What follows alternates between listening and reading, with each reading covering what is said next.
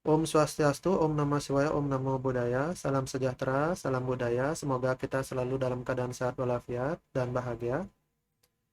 Saat ini saya ingin mengangkat sebuah topik, apakah sebuah pusaka itu bisa dipandang sebagai suatu hal yang bernilai ekonomi, atau sebagai aset, atau sebagai investasi. Menurut saya pribadi ya, ini menurut saya pribadi, ada yang bisa dan ada yang tidak. Yang tidak bisa itu adalah pusaka yang Anda miliki secara turun-temurun di keluarga Anda, karena itu adalah sebuah simbol yang erat kaitannya dengan sejarah dari keluarga Anda. Jadi jangan sampai itu hilang atau berpindah tangan. Karena dari sana juga bisa ditelusuri sejarah keluarga Anda, seperti apa leluhur Anda di masa lalu, pengabdiannya, dan lain sebagainya. Jadi itu bisa ditelusuri dari pusaka. Karena pusaka di masa lalu itu ibaratkan seperti simbol atau tanda yang biasa umum dimiliki abdi negara saat ini. Misalnya lencana atau medali. Jadi karena berjasa itu diberikanlah oleh penguasa atau raja di masa lalu, sehingga dari sana juga bisa dilihat apa fungsi leluhur kita di masa lalu dan kiprahnya. Jadi kalau itu sampai hilang, maka akan sulit ditelusuri. Walaupun saat ini Anda tidak mengerti, belum tentu generasi selanjutnya dari Anda tidak mengerti. Jadi bisa jadi mereka memiliki peralatan pendukung yang lebih baik, sehingga sangat disayangkan kemudian jika itu tidak ada di keluarga Anda, sehingga ia kesulitan melakukan penelusuran. Jangan sampai dia bisa melakukan penelusuran untuk orang lain karena dia menemukan tekniknya, sedangkan dia sendiri tak bisa menelusuri jejak leluhurnya karena tidak ada artefak yang tersisa. Nah, ini yang saya maksud, jangan sampai dipandang sebagai suatu hal yang bisa bersifat sebagai investasi. Jadi uh, satu yang Anda miliki secara turun-temurun dan pusaka yang memang ada di keluarga Anda itu jangan coba-coba dipikirkan bernilai ekonomi supaya Anda tidak tergoda. Saya ingin berbagi sebuah cerita. Ada sebuah kisah di mana ya karena keadaan ya pewaris dari sebuah pusaka akhirnya menjual pusaka tersebut kepada orang lain. Nah, si penjual kemudian akhirnya mengalami kejadian-kejadian di luar nalar dan istilahnya eh, sialah dan mengalami petaka. Akhirnya kerisnya itu kemudian dikembalikan kepada si penjual. Dan si penjual bahkan menolak keris itu karena dia sudah memakai uangnya. Akan tapi akhirnya si pembeli pembeli ini memaksa untuk dikembalikan, ya enggak apa-apa, saya relakan uangnya gitu. Jadi memang ada keris pusaka magis yang ngotot tidak mau dia berpindah tangan, berpindah pemilik yang bukan dari pewarisnya. Terkadang ada juga pusaka yang memilih pewarisnya, tidak sembarangan dari pewarisnya yang mau diajak. Jadi memang ada tipe pusaka yang demikian, sehingga dalam membeli pusaka sepuh Anda juga harus hati-hati. Terkadang ada pusaka sepuh yang Anda beli tapi tidak ada kejadian aneh di tempat Anda, itu karena memang pusaka itu mungkin sudah menyerah ya dengan garis keturunan pewarisnya, sehingga akhirnya bersedia tetap di tempat Anda, atau mungkin karena di tempat Anda ada pusaka leluhur Anda yang kuat, yang berwibawa, sehingga bisa mengayomi pusaka-pusaka lain yang Anda miliki. Nah, itu uh, terjadi pada diri saya. Jadi di sini saya ada beberapa pusaka yang memang saya peroleh dengan secara mandiri, tidak ada kejadian-kejadian aneh karena mungkin sudah memilih saya sebagai perawatnya. Sehingga saya sebagai orang Nusantara, khususnya orang Bali, memang harus berkomitmen untuk melestarikan tradisi pakarisan ini. Terlebih telah diakui oleh UNESCO, Badan Dunia, sebagai sebuah uh, warisan budaya dunia. Jadi jangan sampai kita pewarisnya malah tidak memiliki sebilah keris pusaka di tempat kita. Jadi harus bisa memilikinya, baik itu mengusahakan dengan membuat keris kamardikan. Keris kamardikan kualitasnya sangat baik karena juga mempergunakan meteor. Jadi salah satu yang bisa saya berikan rekomendasi misalkan adalah untuk di Denpasar, Pandai Yuga di Tatasan itu. Anda bisa ke sana, ke Prapen Tapakarya namanya. Anda bisa ke sana. Nah, keris-keris yang bisa dipandang sebagai aset yang bernilai ekonomis adalah keris-keris yang Anda beli dengan kemampuan sendiri, baik itu keris kamardikan maupun keris sepuh. Terkadang di dunia keris sepuh itu ada istilahnya barter, dan sistem jual beli itu tidak disebut jual beli karena mungkin uh, bagi saya memang kurang sopan ya. Itu disebut mahar di sana ya. Ya, dengan memahari. Ya, itu bagus juga dengan istilah itu. Sebenarnya saya sendiri juga tidak nyaman jika disebut istilahnya jual beli keris. Itu sebenarnya saya terus terang secara pribadi tidak nyaman karena keris itu harus kita muliakan. Jadi meskipun sama ya, setali tiga uang mamanya, lebih baik disebut uh, dimahari atau istilah lain lah yang lebih sopan. Misalkan sekarang kalau kita tes COVID itu kan tidak disebut positif atau negatif, tapi untuk positifnya disebut reaktif seperti itu ya. Jadi uh, sebenarnya reaktif dan positif dari hasil tes itu kan intinya kan sama, tapi kan lebih istilahnya lebih baik lah disebut dengan sebutan reaktif. Nah, di sini ada keris pusaka yang telah saya perlihatkan di video sebelumnya. Nah, jadi ada togogannya di sini. Dan di sini ada permata-permatanya. Permata ini yang bisa dijadikan sebagai aset ekonomi atau investasi ekonomi. Jangan bilahnya. Tuh. Atau Anda menganggap umpamanya di sini ada apa namanya warangkanya dari gading atau dengan ukir-ukiran khusus. Eh, Kalau yang itu tidak masalah dipindah tangankan, semisal karena Anda butuh dana, lebih baik itu, tapi jangan bilahnya. Jadi dari bilahnya itu bisa ditelusuri posisi dari keluarga Anda. Kalau masalah warangka itu kan bisa rusak oleh waktu. Kalau bilahnya bahkan bisa bertahan hingga beribu tahun. Jadi saya akan perlihatkan dengan video makro permata dari keris pusaka ini yang ada di danganannya, tonggogannya. Nah, seperti ini. Nah, ini ada ruby cutting, asalnya dari luar Nusantara. Jadi ada beberapa permata, ada juga dari paice istilahnya, karena ditemukan begitu saja.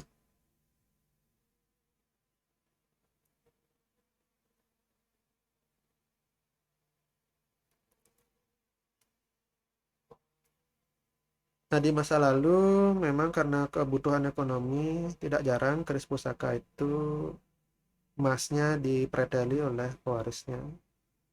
Itu jauh lebih baik ya, daripada dijual semuanya, berpindah tangan ke orang lain. Jangan sampai demikian, karena dengan demikian akhirnya kita kehilangan eh, kunci untuk menelusuri leluhur kita. Jangan sampai kuncinya hilang, sehingga pintu untuk melihat jejak leluhur tidak bisa dibuka. Nah, itu jadi jauh lebih bagus jika kita butuh uang, permatanya mungkin diambil atau yang lainnya. Kalau eh, bilahnya semua dipindah tangankan utuh-utuh, nanti generasi kita yang selanjutnya kesulitan untuk menelusuri jejak leluhurnya. Bisa jadi kita saat ini mungkin tidak mengerti, tapi belum tentu generasi selanjutnya dari Anda itu tidak mengerti caranya. Bahkan mungkin mereka akan didukung dengan teknologi yang jauh lebih canggih pada zaman tersebut. Bisa jadi dia bahkan yang menemukan teknologinya. Nanti jangan sampai seperti ini kejadiannya. Generasi berikutnya dari Anda itu mampu menolong orang dengan peralatannya untuk menelusuri jejak luhur dari artefak yang tersisa, sedangkan dia sendiri tidak bisa menelusuri leluhurnya karena artefaknya pindah tangan di era kita. Nah, ini jangan sampai terjadi. Nah, untuk investasi mungkin saya ingin berbagi sedikit. Saat ini kita tentu telah akrab dengan dunia internet ya. Jadi dari sini kita mudah melakukan investasi di dunia saham. Dunia saham, lalu kemudian ada namanya cryptocurrency atau mata uang digital. Di sini Anda juga bisa melakukan investasi meskipun penuh risiko. Menurut saya, dimanapun ada risiko. Saat kita berjalan pun ada risiko. Bisa jadi kita jalan sudah hati-hati dan jatuh akhirnya meninggal. Nah, itu sering terjadi, bukannya jarang terjadi, sering terjadi ada demikian. Atau naik mobil pun, berkendara pun juga ada risikonya. Kita memang sedang berkabung ya, ada artis ibu kota yang memang sering ke Bali, uh, mengalami kecelakaan dengan suaminya dan uh, meninggal dunia. Semoga sang Swargi mendapat tempat yang indah dan diberikan uh, kebahagiaan abadi. Itu harapan saya, dan tentu rekan-rekan semua yang berhati mulia tentu berharap sama.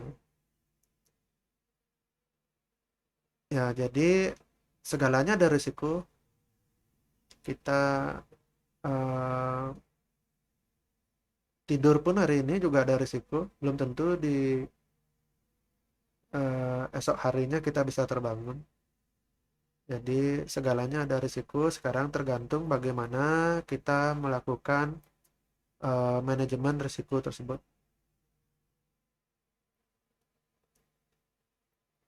Nah, demikian juga dalam dunia usaha itu tidak akan lepas dari apa yang namanya risiko. Jika Anda berani mengambil risiko, maka kesuksesan itu akan pasti. Dan tentu bukan berarti Anda harus dengan ngawur mengambil risiko. Jadi harus ada perhitungan yang matang. Dan memang ada juga faktor penentu yaitu peruntungan. Jadi inilah penentunya.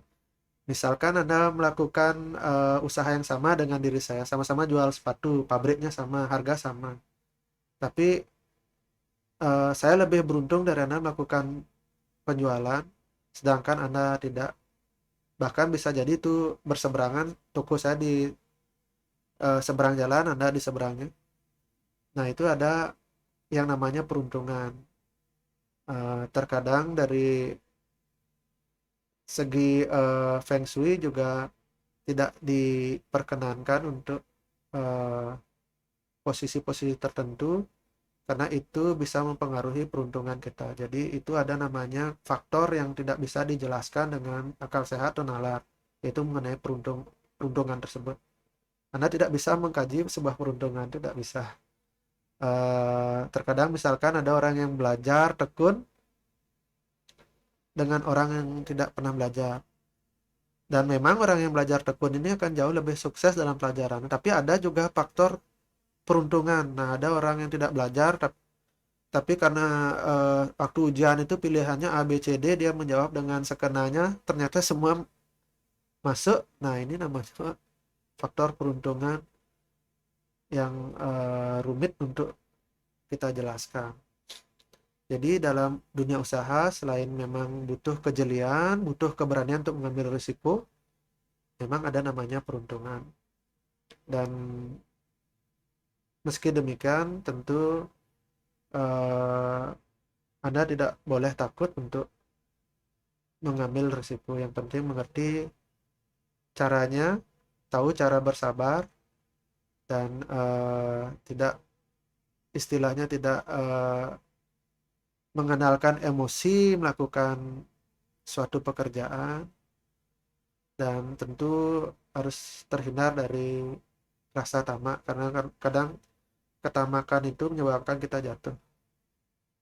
Nah, dalam dunia investasi, misalkan di eh, dunia investasi mata uang kripto atau mata uang digital, memang ini penuh risiko. Akan tetapi eh, untuk saya pribadi bisa tawarkan kepada Anda, karena eh, mata uang kripto ini sejarahnya masih tidak begitu lama. Jadi dimulai kurang lebih tahun 2014, yaitu di mana dicetuskannya Bitcoin. Nah, mungkin saya salah, jadi Anda bisa cek sendiri dari kapan itu, sehingga hingga sekarang ini masih era-eranya lah, akan segera mencapai era kemasan. Mungkin sudah mencapai era kemasan. Eh, Kalau kita bicara dengan sejarah pasar modal, itu ada sejarahnya tulip Belanda. Jadi dalam setiap hal Anda harus selalu melihat sejarahnya. Sama seperti pusaka itu, pusaka keris itu juga adalah sebuah kunci yang Anda bisa pakai untuk menelusuri sejarah.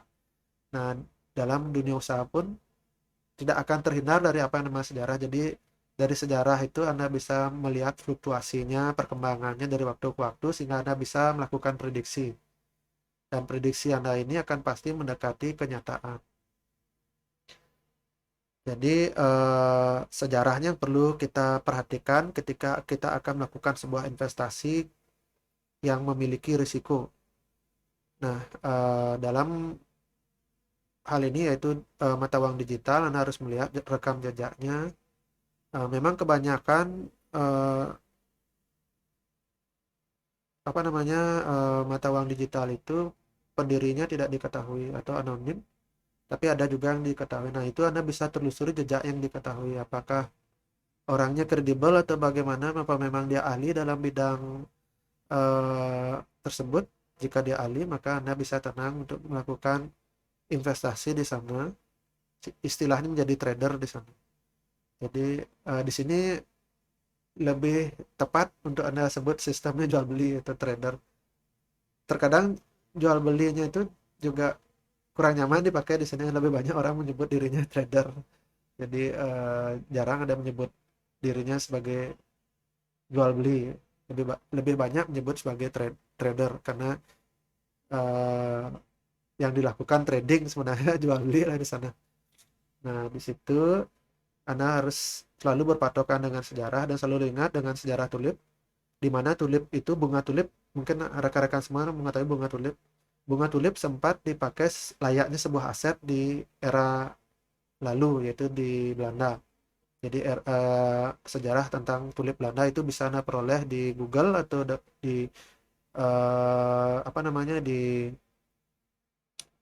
YouTube. Saya dengan tidak sengaja menyimaknya di channel National Geographic, yaitu dulu ya saya sudah menyimaknya. tentang sejarah pasar modal. Jadi diceritakan bahwa memang ternyata itu bermula dari tulip Belanda. Jadi tulip itu diimpor ke negeri Belanda dari tempat penghasilnya. Anda tahu sendiri kan tulip itu tidak usianya tidak panjang karena itu adalah bunga, ntar dia layu dan tidak bernilai. Nah, tulipnya ini nilainya jadi fantastis di Belanda karena istilahnya diperebutkan atau seperti layaknya pasar modal sekarang. Jadi disitulah awal mulanya pasar modal dan memang sejarah tulip itu sejarahnya getir ya, di mana ambruk dan banyak orang bangkrut karena begitu stok tulipnya banyak akhirnya tidak bernilai. Nah, itu juga bisa terjadi pada mata uang kripto ini. Akan tapi tentu tidak dalam waktu dekat ini, masih 10 tahun mendatang atau bahkan mungkin lebih belum belum akan mengalami hal serupa. Karena sistemnya pun konon disebutkan bahwa setiap transaksi akan ada koin yang musnah atau koin digital yang dimusnahkan sebagai imbalan dari transaksi. Jadi dengan demikian akan ada kepastian jumlahnya tidak akan kelewatan batas di pasaran. Jadi berkaca juga dari sejarah tulip itu dan bahkan di pasar modal pun pernah juga mengalami keterpurukan. Jadi banyak orang eh, kehilangan kekayaannya dengan tempo sekejap. Nah, itu pernah terjadi beberapa kali di dunia pasar saham.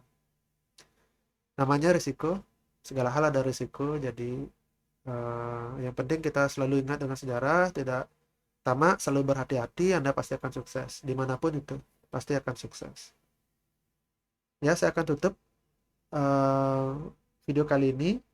Semoga di lain waktu rekan-rekan masih berkenan untuk menyaksikan video dari saya. Selalu semangat dan di video mendatang saya akan mengulas mengenai keris pusaka berdapur sempaner. Jadi silahkan ditunggu. Ketuk dengan Prama Santi. Om Santi Santi Santi. Terima kasih.